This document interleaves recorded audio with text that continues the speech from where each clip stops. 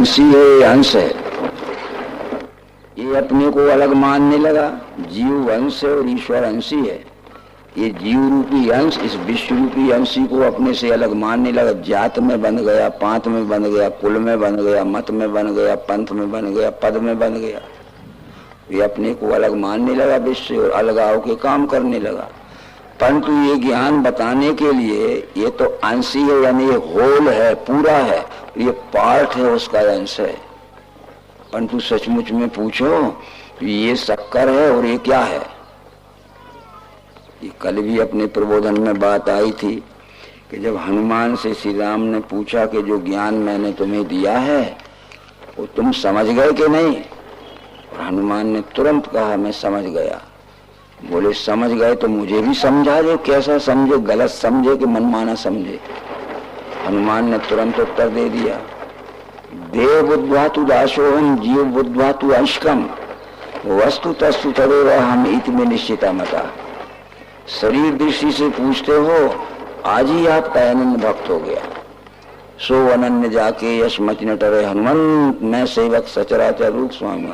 अनन्य भक्त उसे कहते हैं जिसकी मति यानी बुद्धि में यह निश्चय पक्का बैठ जाए कि मैं सेवक सचराचर रूप स्वामी भगवान, मैं सेवक हूँ और जितना जड़ चेतन और चराचर सृष्टि के रूप में सारा जगत दिख रहा है यही हमारा स्वामी परमात्मा है।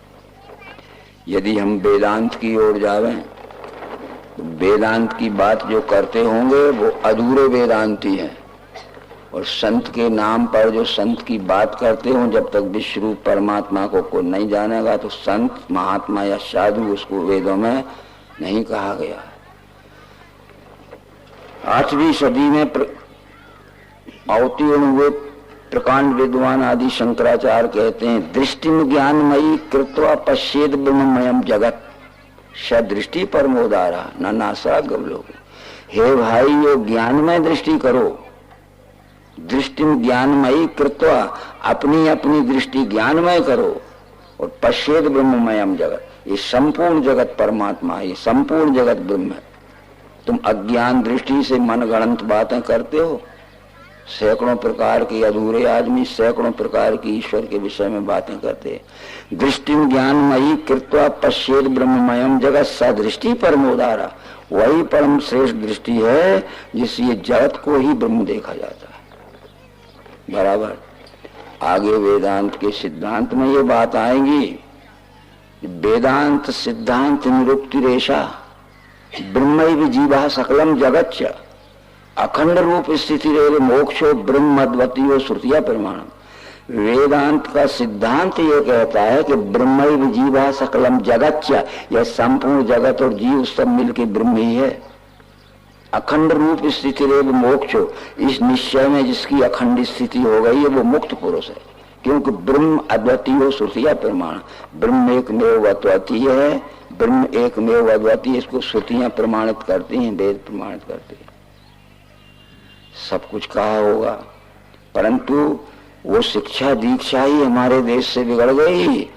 और जैसे जैसे शिक्षक हमें मिले, हमारे बहनों ने, हमारे बेटों ने, हमारे भाइयों ने, जैसे जैसे गुरु मिलते गए वैसे वैसे पाठ पढ़ते गए।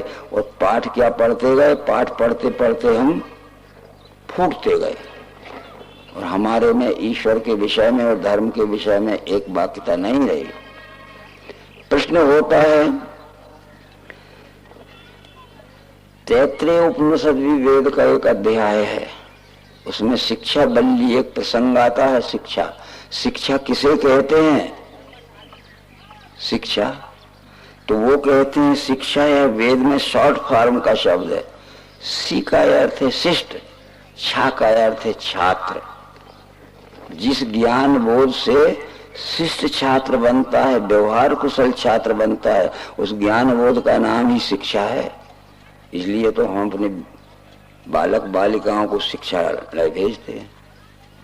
शिक्षालय उस संस्था का नाम है जिस स्थान में सी का अर्थ है शिष्ट, छा का अर्थ है छात्र। जिस संस्था में शिष्ट छात्र यानी व्यवहार कुशल छात्र बनाए जाते हैं वो संस्था शिक्षालय है यानी विद्यालय है। और शिक्षायाचार्य उस महानुभाव का नाम है शिक्षायाचार्य। सी का अर्थ है शिष्ट, छा का अर्थ है छात्र। जो महानुभाव, सी का अर्थ है शिष्ट, छा का अर्थ छात्र, जो महानुभाव व्यवहार कुशल छात्र बनाता है। इसलिए हमने विद्यालयों के उच्च श्रेणी के मनुष्यों को आचार्य और प्राचार्य उपाधि दी है। आचार्य जी आए हैं, प्राचार्य जी आए हैं, परंतु आचार्य का अर्थ क्या था? भगवत गीता में क्या लिखा है? आचिनोति च शास्त्रार्थम आचार्य स्थापयत्यपि स्वयं आचरते तस्मात् आचार्यस्ते न कथते।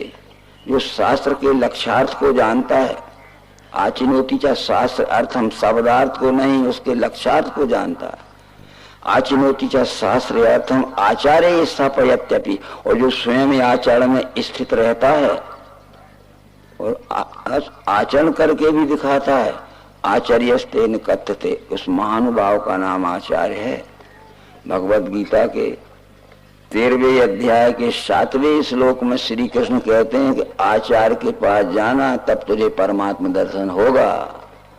अभी आचार्यों के पास जाओगे तो परमात्मा दर्शन हो जाएगा। क्या कहते हैं? अमानित्व अदम्भित्व अहिंसा शांति आर्जवम आचार्योपासनम शौचम स्थैर्य आत्मनिग्रह। जब तत्वदर्शी आचार्य के पास जाओगे तो अमानत्व, मान अभिमान छोड़ के जाना। ज्ञान का मद हो, पद का मद हो, जात का मद हो, पंथ का मद हो, धन का मद हो, कुल का मद हो। अमानित्व, मान अभिमान छोड़ के जाना, आदमी बन के जाना। अदम्भित्व, और छल कपट छोड़ के जाना, स्वार्थ से मत जाना। अमानित अहिंसा, अकारण किसी को कष्ट न दिया हो जिसने। शांत, हर अवस्था में शांत रहे। ये तो सर्दी गर्मी सुख दुख मान अपमान आते हैं। और आर्जवम, सबसे द्वेष रहित व्यवहार करना, छुआछूत रहित व्यवहार करना। अमानित्व अदम्भित्व अहिंसा शांति आर्जवम आचार्योपासनम, आचार्य उपासन लिखा है। आचार्य कहते हैं तत्वदर्शी को, उप कहते हैं समीप को, आसन कहते हैं बैठने को। इतने लक्षण प्राप्त करना, तब तत्वदर्शी के समीप तत्व दर्शन करने के लिए बैठना।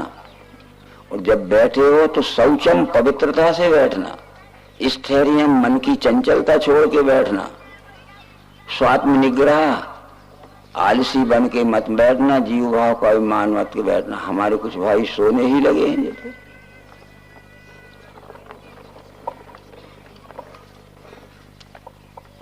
ठीक है, देखो, इसलिए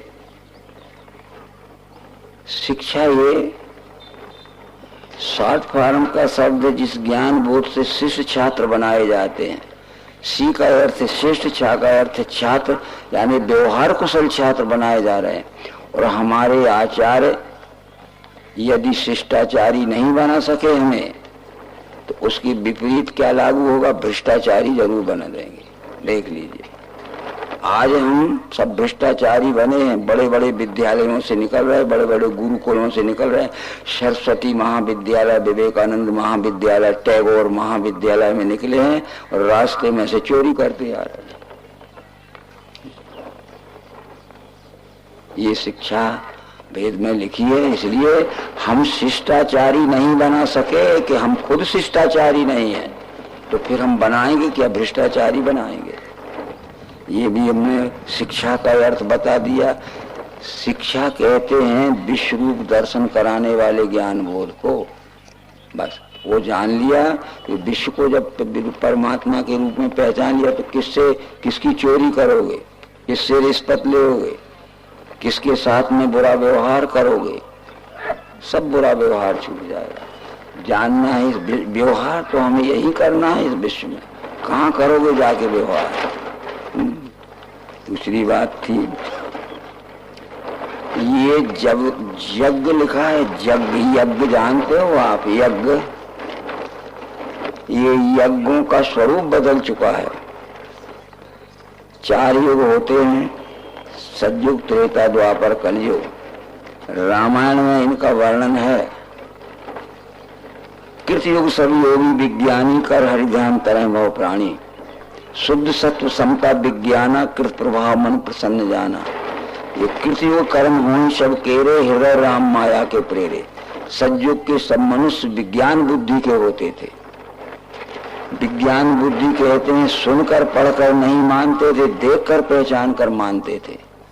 जिन मनुष्यों के पास या जिन देवियों के पास विज्ञान बुद्धि हो गई है वो किसी की सुनी बात नहीं मानेंगे और किताब में पढ़ के नहीं मानेंगे। सुनी हुए को, पढ़ी हुए को तत्वदर्शी से मिलान करके देख लेंगे कि हमने सही पढ़ा है कि नहीं, हमने सही सुना है। कृतयुग सभी योगी विज्ञानी कर हरिध्यान करेंगे प्रण। एक ही विश्व रूप परमात्मा का ध्यान करके अपने स्वम स्वम चरित्रम शिक्षेरम पृथिव्याम सर्वमान, अपने अपने स्वकर्म द्वारा सच्चाई से इस विश्व रूप की सेवा करते थे। परंतु त्रेता विविधि यज्ञ नर कर ही, त्रेता में विविधि यज्ञ आ गए, वो सतयुग में यज्ञ का नाम नहीं था। त्रेता विविधि यज्ञ नर कर ही, फल समर्प भव सागर तरी। विविधि यज्ञ होने लगे, लोक कल्याणकारी कर्म को यज्ञ कहते हैं। इसलिए जना नाम समूह जनता तत्सुखा आयु भवति सा यज्ञ। ये मनुष्यों के समुदाय को जनता कहते हैं। जनता को हमारे द्वारा जिस प्रकार से सुख शांति पहुंचाई जा सकती है उस कर्म का नाम यज्ञ है। उदाहरण देते हैं, अकाल पड़ गया और वर्षों तक पानी नहीं गिरा, अनाज पैदा ही नहीं हुआ तो भूखों मरने लगे लोग, तो अन्नदान यज्ञ करिए, जलाना मत। क्योंकि वहां लिखा है कृत्वाग्निहोत्रम स्वशरीर संस्थम शरीर मग्निम स्वमुखो ज्योति। यज्ञ करो कृत्वाग्निहोत्रम, और जो भूखों मर रहे हैं कृत्वाग्निहोत्रम स्वशरीर संस्थम शरीर मग्निम स्वमुखो ज्योति। मुंह से भोजन की आहुति डालो, और ये जठराग्नि जल रही है, भूखों मरने वाले के मुंह से भोजन की आहुति डालो, जठराग्नि जागे तो वो देखो कितना खुश हो जाएगा भूखों मरने वाला। अकाल पड़ गया है, लोग भूखों मरे तो अन्नदान यज्ञ करो। परंतु मित्रों ठंड पड़ गई है और शीतलहर से सैकड़ों लोग रोज मर रहे हैं, वस्त्रदान यज्ञ करो। उनको कंबल भेजो, गद्दे भेजो, या विश्वसनीय संस्था के द्वारा उन्हें पहुंचाओ, या अपने ही गांव में हैं तो उनकी परवाह करो। लकड़ियों के धूने इकट्ठे कर दे, शाम को जला दे। भैया जिनके पास घर द्वार नहीं है, कपड़े नहीं, रात भर इसमें तुम शीत निवारण करो। उस समय क्या वस्त्रदान यज्ञ करो। जो बीमार हो गए हैं, जिनके पास डॉक्टर की फीस पटाने के लिए पैसे नहीं है, महंगी औषधियां खरीदने के लिए पैसे नहीं है, तो फिर औषधि दान यज्ञ कराओ उनको। कितनी महंगी दवा हो अपने पैसे से खरीदो उनको, ठीक है। डॉक्टर ने चार्ट पे लिख दिया कि इसको सेव फल लगेगा, मौसम्बी का रस लगेगा, तो फलदान यज्ञ करो। इस तरह से जो गरीब हैं, स्कूलों की कॉलेजों की फीस बड़ी महंगी हो गई है, किताबें महंगी हो गई हैं, और ड्रेस बनाना बड़ा महंगा हो गया, पोशाक, और उनके लड़के पढ़ नहीं पाएंगे, ढोर ही चढ़ाएंगे, अज्ञानी रह जाएंगे, तो विद्यादान यज्ञ कराओ अपनी ओर से।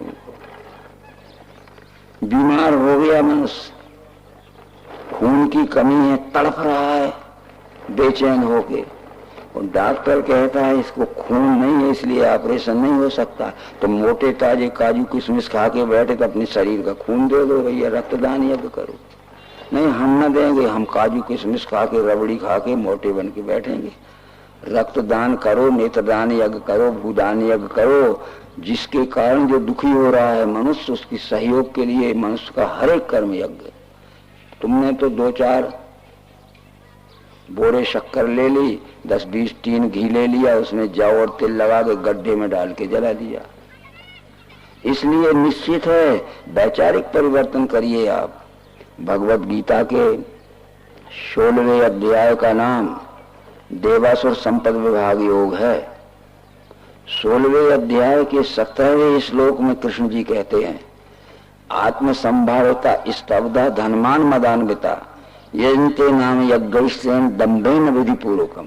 घमंडी अपने भाट मद में धनमान के करते हैं नाम के यज्ञ दम्भ से, सांस छोड़ के। बड़े अभिमानी लोग, घमंडी, अपने भात अपने ही मुंह से अपनी तारीफ बताने वाले, मद में धन मान के हमारा सम्मान सब करें, मद सम्मान का और धन कमाने का उद्देश्य इस यज्ञ का हो तो वो यज्ञ नहीं है अर्जुन, वो पाखंड है।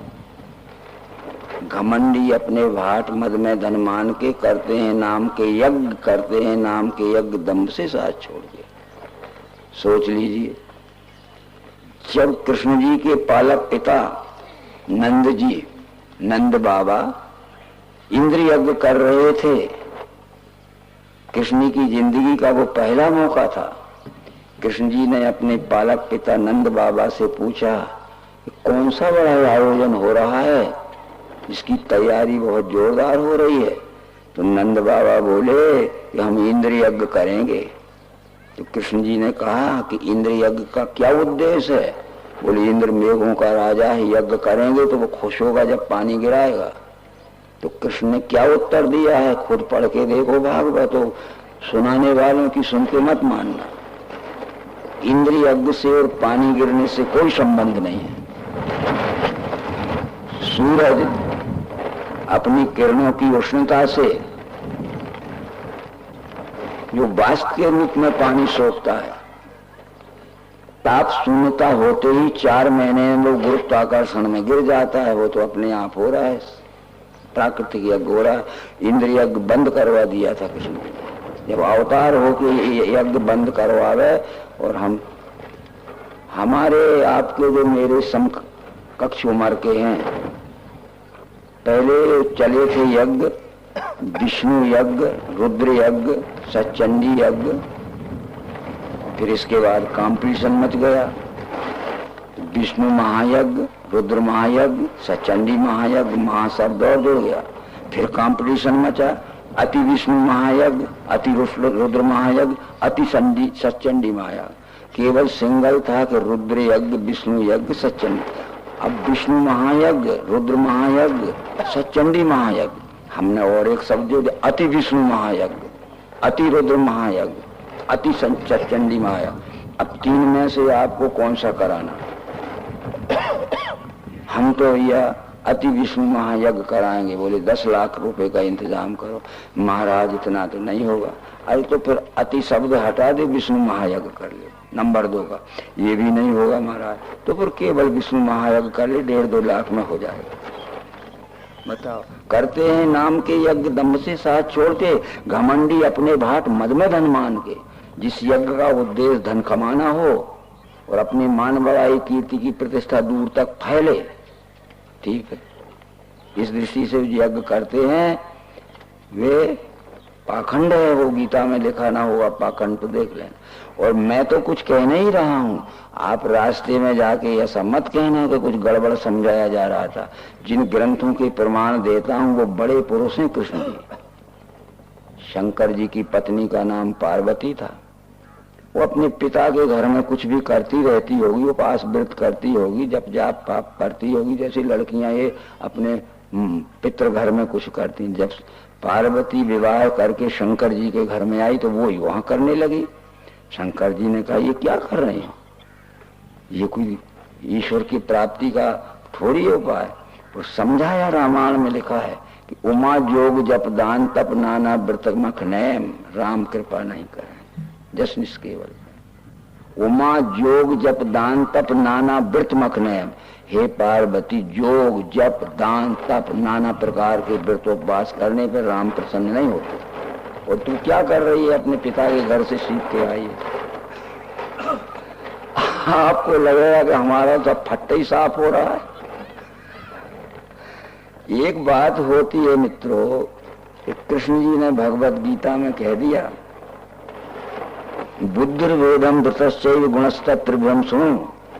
18वें अध्याय में कहा है, गुणों से 3 हैं भेद, बुद्धि के और धैर्य के।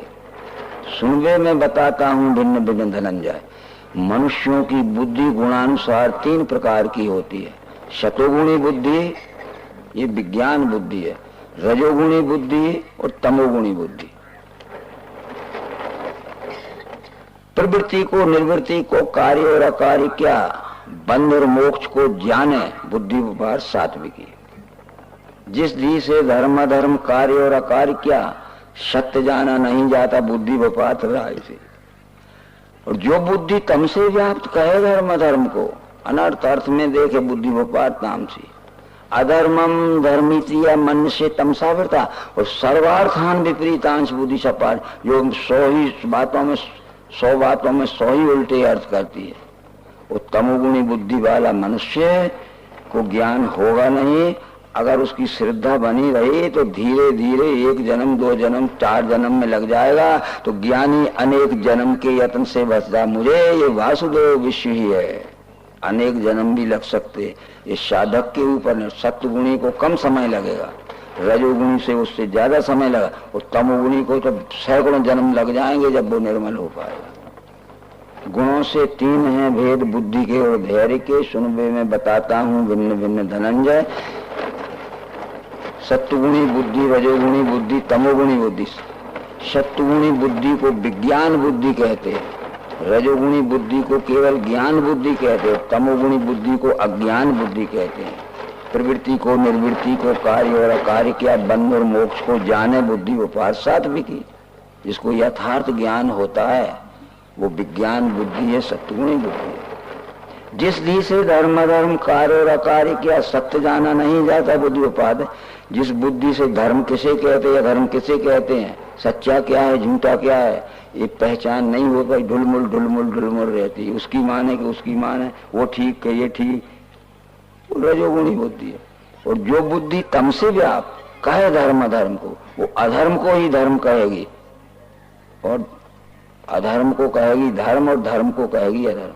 जो बुद्धि तम से व्याप्त कहे धर्म अधर्म को, अनर्थ अर्थ में देखे बुद्धियोपाधि। यहाँ तो केवल संस्कृत में सर्वार्थान विपरीतांश बुद्धि से पारताम से 100 में 100 ही बातों का उल्टा अर्थ करेगी, वो तमोगुणी बुद्धि है। इसलिए मित्रों, ये युग कलयुग है, तामस से अधिक रजोगुण थोड़ा, कलि प्रभाव व्यापो चहुरा। इस तरह से विचार है। आगे और दूसरी बात का अर्थ यज्ञ का अर्थ तो आप समझ गए होंगे। जना नाम समूह जनता सुखा आयु भवत्या यज्ञ। ये मनुष्यों के समुदाय को जनता कहते हैं। भूखों मरने वालों को अन्नदान यज्ञ करो, ठंड में मरने वालों को वस्त्रदान यज्ञ करो, बीमारी से मरने वालों को औषधि दान यज्ञ करो। जिनके पास पढ़ने लिखने के लिए ड्रेस के, किताबों के फीस कटाने के लिए वो विद्यादान यज्ञ करो। हमारा हर एक काम यज्ञ है। ऐसे अनेक ही यज्ञ कहे हैं ब्रह्मदेव ने। वे सब कर्म से हो वे जान ले मोक्ष पाएगा। परंतु द्रव्य के यज्ञ से श्रेष्ठ अर्जुन ज्ञान यज्ञ है। अंत में सब कर्मों का लय है ज्ञान यज्ञ में। तद विद्धि प्रणिपातेन परिप्रश्नेन सेवया उपदेशयन्ति ज्ञानम ज्ञान तत्वदर्शिना। पर ज्ञान यज्ञ प्राप्त करने के लिए तत्वदर्शी के पास जाना, अनाड़ियों के पोशाकियों के पास मत जाना। मेरी बात समझ रही होती, नहीं तो मैं रिपीटेशन इसलिए करता हूँ कि दोबारा भी कह देता हूँ। दिव्य के यज्ञ से श्रेष्ठ अर्जुन ज्ञान यज्ञ, श्रेयान ज्ञान माया यज्ञ। अंत में सब कर्मों का लय है ज्ञान यज्ञ में।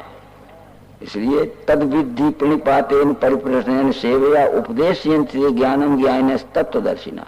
तत्वदर्शी पुरुष के पास जाना, वो ज्ञान यज्ञ के विषय में समझाएंगे। ज्ञान से सभी कर्म अर्पण करना मुझे, निराश निरंकारी अशोक बन के लड़ो।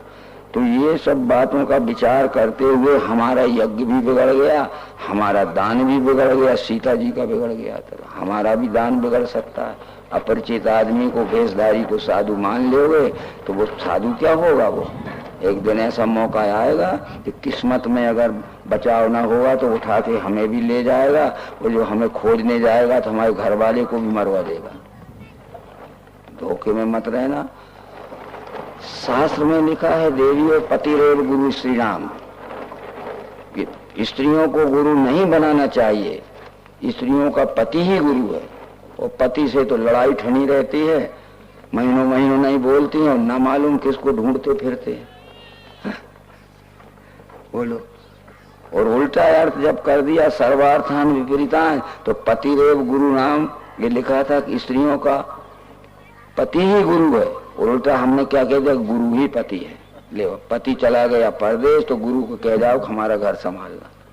ये हमारी बहनें उल्टा यार समझ लेंगी और बस बहुत बुरे बुरे जाल में फंस जाएंगे।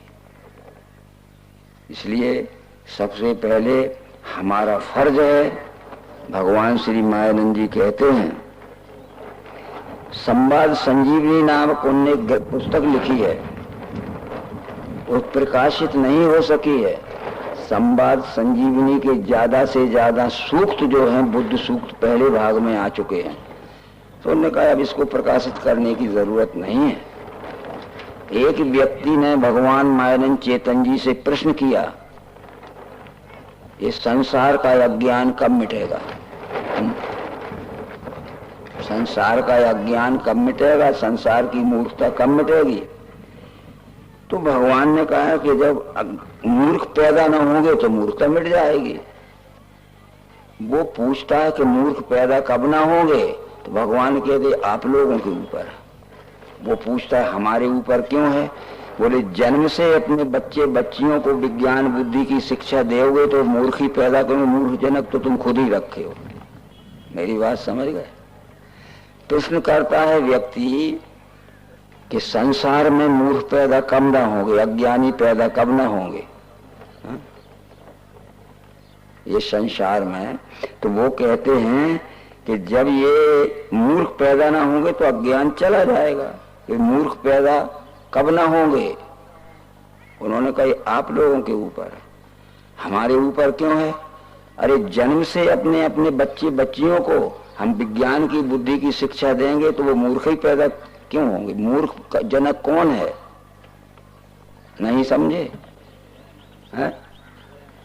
हम स्वयं हैं। तो हमें स्वयं का फर्ज है कि पैदा होते ही हमारे लड़के लड़कियों को आवारा न छोड़ दें, हम उनको विज्ञान बुद्धि की शिक्षा दें तो वो मूर्ख पैदा न होंगे। हमने ही उन्हें खुली छुट्टी दे। हो सकता है कि हम भी उसी विचार के थे, हमने उसी विचार में संस्कृत उनको करना चाहा। अब हम एक मत के विषय में बात समझाते हैं। ये तो हुआ हमारा क्या। दूसरी बात इसमें आती है कि मनुष्य तप करते थे और तप से बड़ी सिद्धि मिलती थी। हमने रामायण में पढ़ा कि तप बल रचो प्रपंच विधाता, तप बल विष्णु सकल जग त्राता, तप बल शेष धरे मही भारा और तप बल शंभु करे संघारा। तप आधार सब सृष्टि भवानी करऊ जाए तप असिए जाने। उस तप का अर्थ हमने ये समझ लिया कि भूखे प्यासे रहकर या गर्मी के दिनों में जो जून जुलाई का महीना होता है, दोपहरी के समय ऊपर से खूब धूप तपती और चारों तरफ से लू चलती है और खुले मैदान में बैठ जाओ बिना कपड़ा पहने और चारों तरफ से वो कंडे जला लेना और कह रहे हम तप कर रहे हैं। ये तप नहीं है। ता का अर्थ है तत्व, पा का अर्थ है पहचान। तत्व पहचानने के लिए जो हम तत्वदर्शी का सत्संग करते उसे तप कहते हैं। ता का अर्थ है तत्व और पा का अर्थ है पहचान। तत्व पहचानने के लिए जब हम तत्वदर्शी का संग करते हैं तो उसे तप कहते हैं। भूखे प्यासे रहने का नाम तप नहीं है। वो धूप में बैठ के चारों तरफ कंडे जलाए हैं, बिना कपड़े के बैठ गए तप रहे हैं, झुलस रहे हैं, वो तप नहीं है। ठीक है। इसलिए निश्चित है भागवत महापुराण के दूसरे स्कंद के 9वें अध्याय में तप का समझाया गया। इस सृष्टि व्यवस्था संचालन करने वाले आदि नारायण थे, विष्णु भगवान थे। जब उनका कार्यकाल समाप्त होने लगा तो विष्णु ने अपने पुत्र ब्रह्मा से कहा कि मेरे पश्चात इस सृष्टि व्यवस्था संचालन करने का उत्तराधिकारी मैं तुम्हें नियुक्त करता हूं।